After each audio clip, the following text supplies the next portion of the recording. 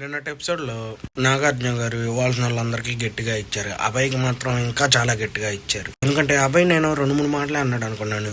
Video నేను చూశాక చాలా అంటే చాలా మాటలు అన్నాడు. బిగ్ బాస్ని నాన్ స్టాప్గా అంటానే ఉన్నాడు. దానికి తోడు పక్కన ఉన్న అవుట్ స్మేట్స్ నవ్వటంతో ఇంకా రెచ్చిపోయాడు. నిన్న సారీ చెప్పాడు కాళ్ళ మీద కూర్చొని.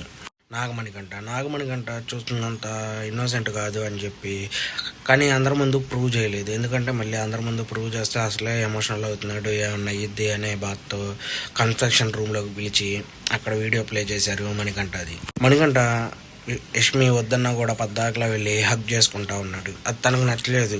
తను బిగ్ బాస్తో చెప్పింది, అలాగే పక్కన ఉన్న హౌస్మేట్స్తో చెప్పింది, అందరికీ చెప్పింది.